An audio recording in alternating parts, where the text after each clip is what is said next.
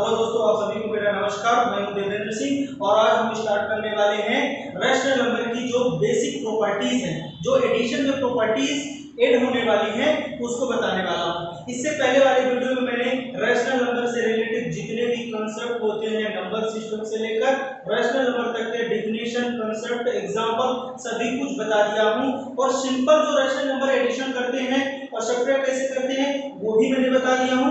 अब जो मैं बताने वाला हूं आपको वो रैशनल नंबर की जो एडिशन करते समय जो प्रॉपर्टीज यूज होती है वो कौन कौन सी प्रॉपर्टीज है। हेलो दोस्तों, अगर आपने अभी तक हमारे चैनल को सब्सक्राइब नहीं किया है तो सब्सक्राइब कर लीजिए। लेटेस्ट नोटिफिकेशन पाने के लिए बेल आइकन को प्रेस कर लीजिए, जिससे कि हमारा लेटेस्ट वीडियो आप तक आते रहेंगे। तो चलिए स्टार्ट करते हैं। सबसे पहले समझते हैं क्लोजर प्रॉपर्टीज क्या होती है। तो क्लोजर प्रॉपर्टीज क्या कहती है कि अगर टू रैशनल नंबर हैं तो उनका एडिशन रैशनल नंबर ही आएगा। जैसे अगर हम एग्जांपल लेते हैं, थोड़ा समझिए इसको। Sum of any two rational number is always a rational number. अगर किसी भी दो रैशनल नंबर का आप एडिशन करते हैं तो उसका जो रिजल्ट आएगा वो रैशनल नंबर ही होगा। जैसे सपोज दैट अगर मैं बात करूं कि a upon b plus c upon d कर रहे हैं तो इसका जो रिजल्ट आएगा वो a b और प्लस c अपॉन d ही आएगा। मुझे सर समझ में नहीं आया, चलिए देखते हैं। जैसे हमारे पास यहाँ पे 1/2 है और यहाँ पे प्लस कर रहे हैं 2/3 का। दोस्तों समझिए, मैं यहाँ पे ये एडिशन करना है आपको बता चुका हूँ। अब मैं अगर बताऊं डायरेक्ट करूं तो यहाँ पे लिखूंगा मैं 6 और इसका मल्टीप्लाई यहाँ 3 और यहाँ पे 4 और इसका आ जाएगा 7/6। तो समझिए कि यहाँ पे मैंने 1/2 लिया, ये भी रैशनल नंबर है, 2/3 लिया, ये भी रैशनल नंबर है और इन दोनों का जब सम निकाला हमको तो क्या आ गया? Rational number. अब रैशनल नंबर क्या होती है ये मैंने पहली क्लास में आपको बता चुका हूँ। इससे पहले मैं आपको बता चुका हूँ कि रैशनल नंबर क्या होते हैं। तो रैशनल नंबर क्या होते हैं जिसको हम p/q के फॉर्म में रिप्रेजेंट कर सकते हैं। तो पहली प्रॉपर्टी आपको आई होप समझ में आ गया होगा। तो चलते हैं नेक्स्ट अगेन जो क्या है, पुनः नेक्स्ट प्रॉपर्टी को समझेंगे। तो नेक्स्ट प्रॉपर्टी हमारी क्या है? Commutativity property. कम्यूटेटिविटी प्रॉपर्टी ये कहती है कि अगर टू रैशनल नंबर हैं उनको या तो आगे करके पीछे जोड़ा जाए या पीछे करके आगे जोड़ा जाए तो कोई इफेक्ट नहीं पड़ता। सपोज जैसे मान लीजिए कि हमारे पास टू रैशनल नंबर ये हैं। अब देखिए टू रैशनल नंबर हमारे पास a एंड b है और c अपॉन d है, तो a plus b plus c upon d कर दें इक्वल टू, या आप ऐसा कर सकते हो c upon d plus a upon b। नहीं समझ में आया? चलिए फिर से स्टार्ट करते हैं, समझेंगे अगेन कि addition of a rational number is commutative. मतलब कि अगर हम किसी रैशनल नंबर को, जैसे सपोज दैट ये पेन है तो चाहे आप पहले इसको रखें, जैसे मान लीजिए ब्लैक पेन है, black pen plus blue pen, या आप ऐसा करिए blue pen plus black pen, कोई डिफरेंसेस नहीं होगा। समझ में आ गया दोस्तों? अब इसको मैं एक छोटा सा एग्जांपल लेके आपको बताऊंगा, बहुत अच्छे से समझ में आ जाएगा। तो क्या कह रहा है? कम्यूटेटिव होती है अगर हमारे पास नंबर a प्लस b है एंड c अपॉन d है are any two rational number, then क्या होगा? a plus a upon b plus c upon d को आप ऐसा भी लिख सकते हो और ऐसा भी लिख सकते हो। नहीं समझ में आया? चलिए एग्जांपल के थ्रू समझेंगे तो आपको ज्यादा समझ में आएगा। उसको हम वेरीफाई करके बता रहा हूं, ठीक है? सपोज दैट हमने इसी एग्जांपल को लिया 1/2 है और प्लस हमने क्या कर दिया 2/3 इक्वल टू हमने क्या कर दिया, अब 2/3 को पहले लिख लिया ये लो और 1/2 किया। अब अगर इन दोनों को, इसको हमने सॉल्व किया है तो कितना आया था? 7/6 आया। अब अगर इसको भी सॉल्व करने से 7/6 आ जाता है तो हमारी ये प्रॉपर्टी जो मैंने लगाया है कम्यूटेटिविटी प्रॉपर्टी सत्य है, यानी कि वेरीफाइड है। चलिए देख लेते हैं इन दोनों का एलसीएम में कितना आएगा? 6। अब 2 का मल्टीप्लाई यहां कर देते हैं, 3 का मल्टीप्लाई यहां कर सकते हैं। क्यों? क्योंकि ये दोनों क्या है? वो प्राइम फैक्टर नहीं है। मतलब कैसा कि इसमें फैक्टर नहीं है, ये दोनों एक दूसरे के फैक्टर नहीं है, इन दोनों का मल्टीप्लाई हो जाएगा। इससे डिवाइड करोगे तो 2 आएगा, 2 का मल्टीप्लाई इससे कर दोगे, इससे डिवाइड करोगे 3 आएगा, 3 का मल्टीप्लाई 1 से कर दोगे। कितना आ गया? 4 + 3 कितना आ गया? 7/6। तो 7/6 इस रिजल्ट से 7/6 आ गया और इससे भी 7/6 होगा। इस तरह से हमारी ये जो प्रॉपर्टी है वो वेरीफाइड हो गई। अब चलते हैं नेक्स्ट जो हमारी प्रॉपर्टी है वो क्या है, एसोसिएटिविटी प्रॉपर्टी। एसोसिएटिविटी की प्रॉपर्टीज को समझते हैं। सबसे पहले इसकी जो डेफिनेशन है वो क्या कहती है समझ लेते हैं। दी एडिशन ऑफ रैशनल नंबर, ध्यान दीजिए ये सब अभी क्या बता रहा हूँ, एडिशन के लिए बता रहा हूँ, ठीक है ना। तो the addition of rational is associated if, अगर कोई हमारे 3 रैशनल नंबर है a/b, c/d एंड e/f, अगर इन दोनों को हम ऐड करते हैं तो पहले अगर हम a/b प्लस c/d और प्लस e/f करते हैं, अगर पहले लास्ट वाले दो टर्म को ऐड करते हैं फिर फर्स्ट वाले को ऐड करते हैं, जब पहले फर्स्ट वाले को दो को ऐड करते हैं और देन थर्ड वाले को ऐड करते हैं तो क्या डिफरेंसेस आएगा, नहीं आएगा। चलिए देखते हैं। अगर हमारे पास a/b है, c/d है एंड e/f है, तो अगर हम क्या करते हैं पहले a/b लिख लेते हैं प्लस c/d प्लस e/f। तो अगर हम पहले इन दोनों को ऐड करते हैं फिर उसके बाद इसको भी ऐसे लिख लिया, फिर इन दोनों को ऐड करते हैं, क्या दोनों में डिफरेंसेस आएगा, नहीं आएगा। इसको थोड़ा वेरीफाई कर देंगे तो आपको सेटिस्फेक्शन मिल जाएगा कि कैसे।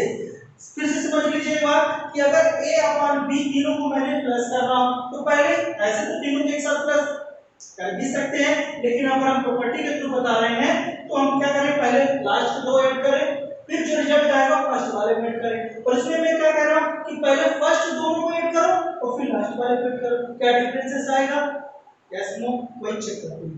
चलिए तो हम इसी एग्जांपल से बात करेंगे, एक और ले लूंगा। तो चलिए 1/2 था, फिर क्या है आपका 2/3 है, और एक एग्जांपल में और ले रहा हूं 1/4 एग्जांपल ले रहा हूं। चलिए और दूसरा हम इसी को लिख देता हूं 1/2 प्लस 2/3 और प्लस 1/4।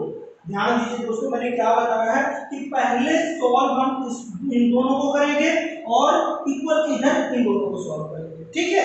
अगर इन दोनों को सॉल्व करेंगे जो रिजल्ट आएगा वो इसके साथ ऐड करेंगे, इन दोनों को सॉल्व करने के बाद जो रिजल्ट आएगा वो इसके साथ सॉल्व करेंगे, ठीक है। चलिए तो इस प्रॉपर्टी को मैं आपको अच्छे से वेरीफाई करके बता दे रहा हूं, ठीक है। अगर हम पहले इन दोनों को सॉल्व करते हैं तो ध्यान से देखना कि ये इन दोनों को सॉल्व करते हैं, पहले इसको आप लिख लोगे 1/2, चलिए इसको लिख लिया मैंने 1/2 प्लस, अब इन दोनों को सॉल्व करते हैं तो देखिए इन दोनों का क्या डिनोमिनेटर सेम है। देखिए जो हमने बेसिक बताया है वो तो आपको यूज होगा, इसीलिए मैंने पहले उसको बताया था। अगर वो आपको बनता है ना तो हर सवाल आप फर्स्टली करोगे। अगर आपको फर्स्टली सवाल करना है तो आपको जो पहला वीडियो मैंने बताया था इस चैप्टर का तो आपको जरूर देखना पड़ेगा। अगर आपने अभी तक देखा नहीं है तो प्लेलिस्ट में जाके आप उसको देख लीजिए तो समझ में आएगा। इन दोनों का एलसीएम लिया कितना आ गया आपका 12 आ गया।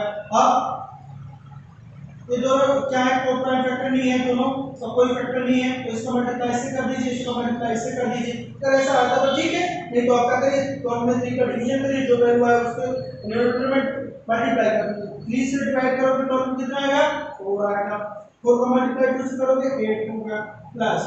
अब आप 12 में 4 का डिवीजन कीजिए 3 आएगा, 3 का मल्टीप्लाई 1 से करोगे कितना आएगा 3 आएगा। अब देखिए 1/2 प्लस इन दोनों को सॉल्व करेंगे तो कितना आ जाएगा 11/12, ठीक है। अब ब्रैकेट हटा दीजिए क्योंकि 1 वैल्यू है हटा दीजिए। अब इन दोनों का एलसीएम लेकर कितना आएगा 12 आएगा। ये सब कैसे 12 आएगा आप एलसीएम लेकर देख लीजिए आ जाएगा। कैसे लिया जाता है एलसीएम मैं आपको पहले बता चुका हूं, ठीक है।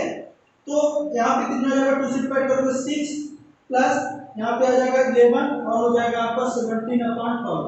अगर इस तरह सॉल्व करने पर 17/12 आ रहा है हमारा, और इस तरह से अगर करेंगे तो 17/12 आ गया तो हमारा जो प्रॉपर्टी हमने बताया है यहाँ पे समझाया है वो क्या है वेरीफाई हो जाएगा, ठीक है। चलिए इसको करते हैं। पहले यहाँ पे हम 1/2 प्लस 2/3 को सॉल्व करेंगे, देन इसको करेंगे 1/4। जब इसको सॉल्व करते हैं तो हमने पहले इससे रिलेटेड तीनों एग्जांपल बताया हूं, दो ऊपर वाले दो बताया हूं, तीसरा बताने वाला हूं। तो इसको सॉल्व करने के बाद कितना आता था 7/6 आता था और 1/4। अब इन दोनों का अगर एलसीएम आप ले रहे हो कितना आएगा 12 आएगा, चेक कर लीजिए आप आएगा। 6 का मल्टीप्लाई से करो 2 आएगा, 2 का मल्टीप्लाई से करो कितना आएगा 14 आएगा। 6 का डिवाइड इससे करोगे 12 से कितना आएगा 2 आएगा। 2 का मल्टीप्लाई इससे करोगे तो 14 आएगा। फिर 4 का डिवीजन आप इससे कर रहे हो कितना आएगा 3, और 3 का मल्टीप्लाई 1 से करोगे कितना आएगा 3 आएगा। और ये हो गया 17/12। तो यहाँ से यहाँ भी 17/12 और यहाँ से भी 17/12, तो हमारा जो एसोसिएटिविटी प्रॉपर्टीज है वो वेरीफाई हो गई। ठीक है, जैसे कि दोस्तों हमने पहले आपको बता दिया था क्लोजर प्रॉपर्टी, और उसके बाद बताया था आपको कम्यूटेटिविटी प्रॉपर्टी, और उसके बाद बताया था हमने एसोसिएटिविटी प्रॉपर्टीज। इसके बाद दो और हमारे पास प्रॉपर्टी है जो एडिशन के समय हमको काम आएगी। एडिशन के लिए रैशनल नंबर, अगर हम एडिशन रैशनल नंबर कर रहे हैं तो उसके लिए दो प्रॉपर्टी हमारे पास और हैं। कौन सी प्रॉपर्टीज हैं उनको हम बात करते हैं।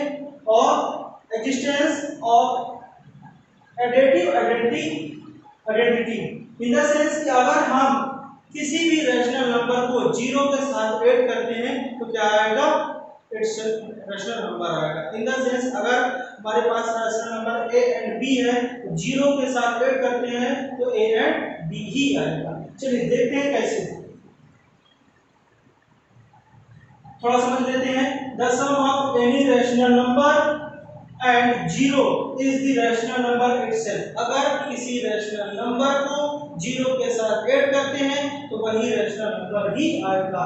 सपोज दैट मान लेते हैं कि a एंड b यानी एक रैशनल नंबर है, तो उसको अगर हम a and b rational number 0 के साथ ऐड करते हैं तो क्या a एंड b है, या हम 0 को उस रैशनल नंबर के साथ ऐड करते हैं तब भी क्या आएगा a एंड b आएगा। इसी तरह हमारी लास्ट इस addition property, last addition property है, उसका नाम क्या है एग्जिस्टेंस ऑफ निगेटिव या उसको बोलते हैं एडिशन इनवर्स। याद रखना एडिशन इनवर्स को ही बोलते हैं निगेटिव। ठीक है, तो और रैशनल नंबर, अगर और मान लीजिए कि इवरी रैशनल नंबर को अगर हम उसके एडिटिव इनवर्स के साथ ऐड करते हैं तो 0 आएगा। सपोज दैट देखिए अगर हमारे पास rational number a and b है और there is the rational number उसका c and d, in the sense कि अगर हमारे पास a and b rational number है और उसका additive inverse c and d आया, इन दोनों का सम करेंगे तो 0 आएगा। जैसे कि a and b plus c and d equal to 0 and c plus d and a plus c upon d plus a upon b, इन दोनों को भी ऐड करेंगे तो 0 आएगा। या तो पहले a प्लस b लिख दिया मैंने, फिर प्लस करके c अपॉन d, या c upon d plus a upon b करो तब भी 0 आएगा। देखिए सपोज दैट मैंने मानता हूं कि a अपॉन b हमारा क्या है, मान लेते हैं 2 अपॉन 3 है, तो इसका a एंड b का एडिटिव इनवर्स क्या है हमारा c अपॉन d है। c अपॉन d मैंने माना है कि a एंड b का एडिटिव इनवर्स क्या होगा c अपॉन d, और एडिटिव इनवर्स मतलब कि नेगेटिव, तो c अपॉन d की यही वैल्यू क्या हो जाएगी आपकी -2 अपॉन 3 हो जाएगी। ठीक है, समझ में आ गया कि a एंड b को मैंने 2 अपॉन 3 माना, अब इसका नेगेटिव करेंगे तो नेगेटिव क्या आ जाएगा -2 अपॉन 3 आ जाएगा, तो 2 अपॉन 3 क्या होगा c अपॉन d होगा। अब इन दोनों को अगर हम ऐड करते हैं 2 अपॉन 3 प्लस -2 अपॉन 3 तो क्या आएगा 0 आएगा। नहीं है समझ में, चलिए देखते हैं। मैंने बताया था इस तरह के क्वेश्चन आपको सॉल्व करवाया था, 2 अपॉन 3 लिख लिया और प्लस माइनस इंटू करोगे क्या आएगा -2 अपॉन 3, ये दोनों सेम है तो सेम हो जाएगा, और 2 -2 इक्वल टू 0 हो जाएगा। तो समझ में आ गया। या आप ऐसा कर सकते हो कि माइनस को पहले लिख लो और इसको भी बता दे रहा हूं -2 अपॉन 3, इस वाले प्रॉपर्टी को प्रूव करना, पहले c अपॉन d लिख दिया फिर a अपॉन b लिखा, तो 2 अपॉन 3 इसको भी सॉल्व करोगे आपको क्या आ जाएगा 3 -2 + 2 इक्वल टू 0। तो इस तरह से ये प्रॉपर्टी आपको समझ में आ गई। आई होप आज जो मैंने बताया आपको first closure, second commutativity, third associativity and fourth आपका एडिटिव आइडेंटिटी 0 बताया। अब एक बात जान लीजिए, इसमें याद रख लीजिए कि 0 एक एडिटिव आइडेंटिटी है, ठीक है ना, आइडेंटिटी रैशनल नंबर है। ठीक है, फिर फोर्थ हमने क्या बताया आपको एडिशंस ऑफ नेगेटिव या एडिटिव इनवर्स एडिशन बता दिया आपको। तो यहां से पूरी प्रॉपर्टी आपको समझ में आ गई होगी। अब हम क्या करेंगे, अगली क्लास में एक्सरसाइज के क्वेश्चन आपको बताने वाला हूँ। तो मिलते हैं अगली क्लास के साथ, आप सभी को मेरा धन्यवाद।